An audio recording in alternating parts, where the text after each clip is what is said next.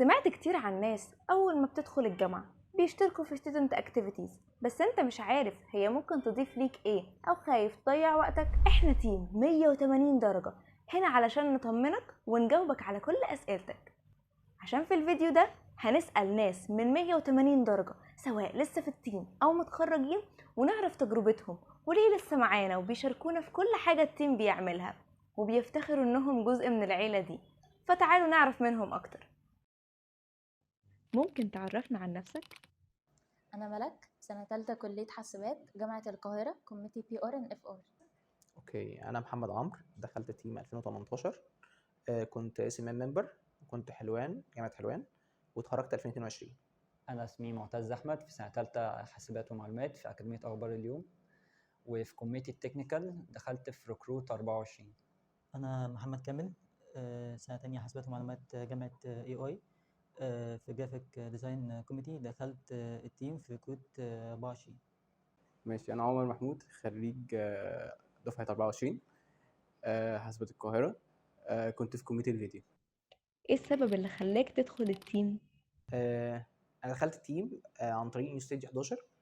كان هو ده البدايه بتاعتي، ان انا شفت التيم كله متجمع على ايفنت زي ده، وده كان اكبر ايفنت يعتبر ل 180، وكانوا كلهم شغالين كده لله، اللي هو حرفيا ما فيش اي حاجه بياخدوها ولا فلوس ولا اي حاجه. كان ساعتها عجبني تنظيم التيم جدا، عجبني الحاجات اللي هم بيعملوها، فقلت على طول فورا لازم اكون من ضمن التيم ده علشان اقدر افيد الناس دي واقدر استفيد في نفس الوقت، لان هم اكيد عاملين حاجه كبيره جدا زي النيو ستيج بالشكل ده، يبقى اكيد هم متعلمين حاجات كتيره جدا جدا جدا جدا، سواء في الماركتينج او الحاجات اللي بيقدموها في كل حاجه. فانا قلت لازم اكون من ضمن الناس دي. فبالنسبه لي ده كان اعجاز، اللي هو الناس دي كلها شغاله، العدد ده كله شغالين كوحده واحده مع بعض كتيم. ده بالنسبه لي اللي هو هم ليه بيعملوا كده، وعرفت ان هي اصلا الاورجنايزيشن كلها هي نون بروفيت اورجنايزيشن. فاللي هو ازاي اصلا اورجنايزيشن قايمه من غير ما يكون في حد بيكون بيديلها فلوس عشان تكمل. وما كانش اول سنه، ده كان بقالهم 11 سنه ساعتها. الحمد لله السنه دي كمان وصلنا ان هو يبقى 18، فده مكمل معانا الاجيال كلها شايفه ده. فده كان بالنسبه لي البدايه. دخلت بقى وعرفت اكتر عن التيم وعرفت اكتر عن الكوميترز، وكان بالنسبه لي الموضوع كانت احسن 4 سنين يعني قضيتهم، كانت هي بسبب 180 يعني. احكي لنا اكتر عن تجربتك في 180 درجة. تجربتي في التيم هي من أحلى التجارب اللي أنا عملتها، واللي استفدت منها كتير جدا، وعملت صحاب كتير وحاجات كتير قوي اتغيرت في شخصيتي. يعني ممكن تقريبا من أول يوم دخلت في التيم حسيت إن أنا في وسط عيلة مش وسط تيم. إحنا بنشتغل وبنتعلم حاجات جديدة، بس برضو لأ، هو طابع العيلة والصحاب هو اللي غالب عن الموضوع. واتعلمت برضو حاجات كتير كسوفت سكيلز وتكنيكال. انا كنت شخص انطوائي جدا، انا كنت اصلا ما بحبش ان انا اتكلم قدام كاميرا، اتكلم مع ناس او حتى اتكلم قدام عدد كبير على الستيج. مع الوقت ده اتكسر. انا جيت سنه من السنين كنت بطلع على الستيج بقى خلاص، انا مش هيبقى حاجه، انا كنت طالع اللي هو تمام اتكلم قدام العدد ده كله، ما فيش مشكله. بس كان الاول ده الموضوع بالنسبه لي كان عامل لي ازمه، ان انا كنت بطلع خايف جدا مش عارف اتكلم قدام حد. هي تجربة كانت حلوة، اتعرفت فيها على ناس كتير جدا. وفي البداية كنت مش متأقلم شوية مع التيم، بس مع الوقت ابتديت أحس إنهم عيلتي، وحبيت التيم جدا، وبقيت دلوقتي مندمج جدا معاهم يعني. هل وجودك في التيم كان بيعطلك عن الكلية او كان بيضيع لك وقتك؟ لا خالص، بالعكس، أنا وجودي في التيم علمني أكتر إزاي أنظم وقتي بين الكلية وأي حاجة تاني بعملها، وإزاي أعمل بالانس ما بينهم. لا خالص، التيم ما كانش بيعطلني باي حاجه، بل بالعكس ساعدني جدا ان انا اقدر انظم وقتي، لان انا لو كنت لوحدي في الدراسه من غير اي حاجه تانية خارجيه، كنت هبقى شايف الدراسه نفسها او المواد هي الموجوده في اليوم كله، فهي واخده اغلب يومي، فساعتها ما كنتش عارف اعمل تايم مانجمنت لاي حاجه. وكمان زي ما كنت بقول ان هم كمان صحابي في الكليه معايا في 180، فده كان بيسهل عليا جدا ان هو احنا طالعين مع بعض من الكليه ل 180، فده كان بيشجعني اكتر ان انا اروح 180، وكان بيخليني انظم وقتي، ان انا عارف ان النهارده هخلص كذا وهعمل كذا وهعمل كذا. فده جه كمان منه زي ما كنت بتقول من شويه، ان حته تايم مانجمنت. هو الموضوع بالنسبة لي كان مختلف شوية، إن أنا كنت بروح التيم أصلا عشان أفك من الكلية وجو الكلية والمذاكرة، فالتيم لأ كان بيديني، كنت بروح له أصلا بمزاجي، هو ما كانش بيأثر على الوقت خالص. التيم غير فيك ايه؟ أنا كنت شخص انطوائي، محبش أتكلم مع ناس كتير، محبش أعمل حاجات كتير، يعني بعمل حاجة حاجتين بس، ما بعملش حاجات أكتر من كده. بس لما دخلت التيم اتعرفت على ناس يعني خلوني ادخل في كذا ايفنت. ماشي، ممكن الحاجات اللي غيرها فيها التيم ان انا بقيت اقدر اشيل مسؤوليه، مش شرط مسؤوليتي انا بس، لا ممكن مسؤوليه ناس معايا، اشتغل على بروجكت لوحدي يبقى معايا ناس مسؤول عنهم اصلا. في الشغل دلوقتي التيم فادني بشكل كبير جدا، سواء من الناس اللي عرفتهم اكبر مني، دول بيساعدوني في الشغل لغايه دلوقتي، لسه باخد رايهم في حاجات كتيره جدا. كفايه موضوع اللي انا يعني بسالهم في حاجه معينه في الشغل والاقي ان هم بيساعدوني بشكل كافي كبير جدا يعني. 180 بيتهيألك كل الجو ده او الاتموسفير ده اللي انت تبقى حد كويس، تبقى عارف ازاي تتعامل مع الناس، وكمان تعرف تتكلم قدام عدد كبير وانت مش خايف. دي لك مره واثنين وثلاثه واربعه عن طريق البروجكتس اللي انت بتنزل فيها. 180 من اكتر الستودنت اكتيفيتيز اللي بتعمل اصلا ايفنتات على مدار السنه، فده بيخليك ان انت بدل ما تطلع مره واحده تطلع كذا مره، وكذا حاجه بنعملها اصلا جوه في التيم، فده بيساعدنا اكتر. الطلبة اللي عايزين يقدموا في التيم وخايفين تنصحهم بإيه؟ هقول لهم ان انا في يوم كنت مكانهم وكنت خايفه من حاجات كتيره قوي، اهمها اني اضيع وقتي واثر في الكليه، بس انا خدت التجربه دي وبجد ما ندمتش خالص. ولو هقول لهم حاجه هقول لهم ان هم مش هيخسروا خالص ومش هيعرفوا الا لو جربوا قدموا. طيب، انا كنت في الاول كده عندي تخوفات، بالذات اللي انا كنت شخص انطوائي، ما كنتش بتكلم خالص. بس من اللي انا شايفه ان لا، طالما حاجه خايف منها بس ما فيش منها خطوره، فلازم نروح ليه؟ ان دي حاجه هتخليني اكتسب مهارات اكتر، مهارات اكتر، يعني هتعرف على ناس اكتر، هكتسب مهارات اكتر هتساعدني بعدين. يعني الكلام ده مش هيفيدني في لحظتها، هيفيدني بعدين بقى، يعني بعد سنه سنتين ثلاثه بعد ما اتخرج. الكلام ده هيفيدني بعدين، مش هيفيدني دلوقتي. احب اقول لهم ان انت في الكليه هيبقى عندك الوقت الكافي ان انت تقدر تذاكر وتطلع كل اللي انت عندك، بس بعد ما تتخرج هيبقى قليل جدا الوقت بتاع ان انت تتدرب على السوفت سكيلز.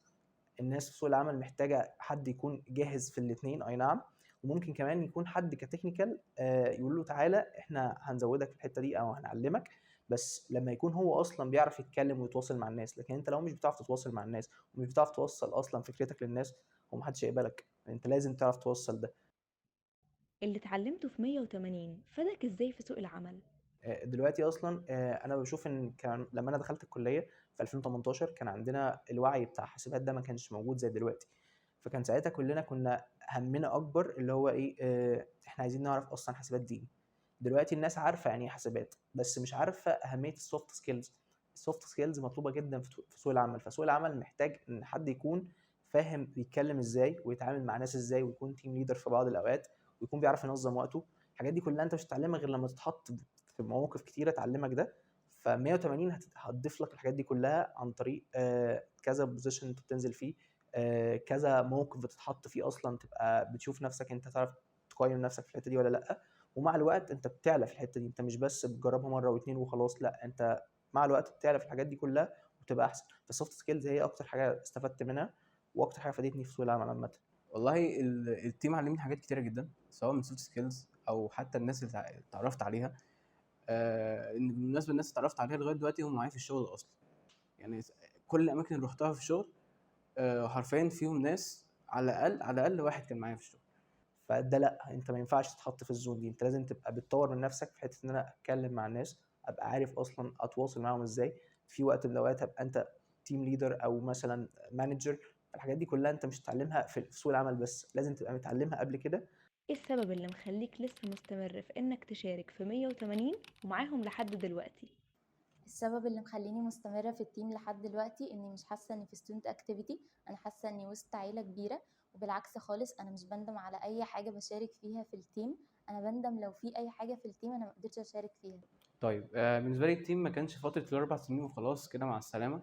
لا، التيم بالنسبه لي اللي انا يعني بفيد الناس وفي نفس الوقت بستفيد، يعني حته ان انا افيد الشخص ده دي في حد ذاتها افاده ليا.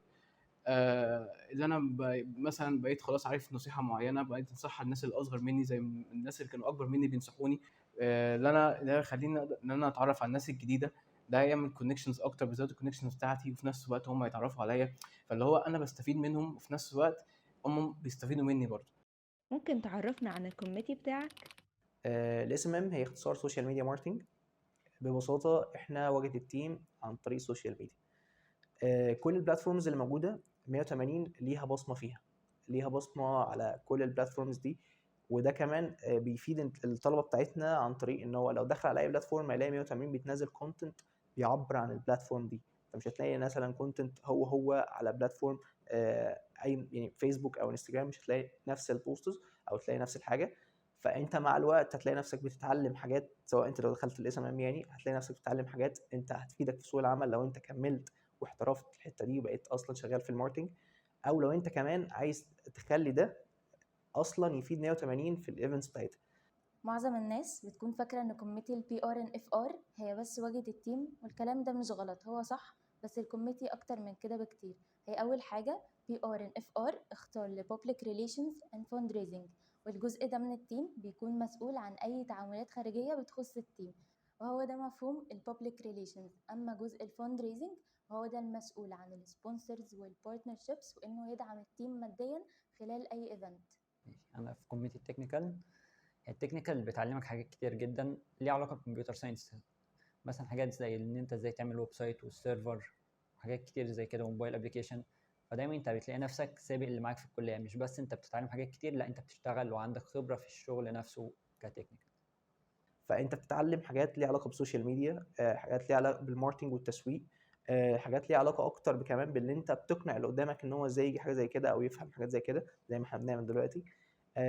وكمان في وقت من الاوقات انت ممكن تلاقي ان الايفنت كله قايم على السوشيال ميديا. يعني في وقت زي ما تفتكروا مثلا كورونا جت، فكورونا جت ما كانش فيه اصلا حاجات اوف لاين بنعملها كتير، فكانت الاونلاين هو اهم حاجه بنعملها.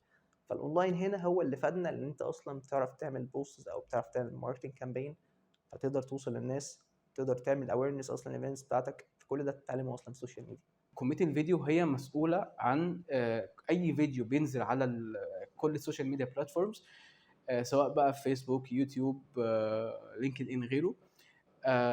احنا مسؤولين عن الفيديو من A to Z، من اول التصوير لغايه الموشن جرافيكس، كل حاجه.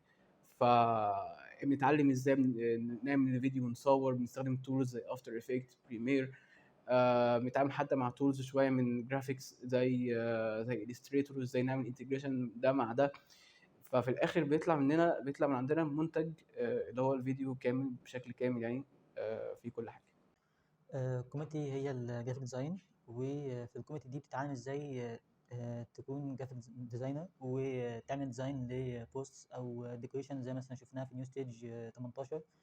وميزه الكوميتي كمان انها بتفتح لك سوق عمل كامل، يعني انت ممكن تشتغل في اي حاجه سواء فريلانس او ممكن تشتغل برضه في الحاجه دي بعد ما تخلص كليه يعني. اظن كده جاوبنا على كل اسئلتك ومخاوفك من دخولك التيم. يلا ما تفوتش الفرصة وعيش تجربتك معانا وسجل في الفورم الموجودة في الديسكريبشن، ولو عندك اي اسئلة ياريت تكتبها لنا في الكومنتس.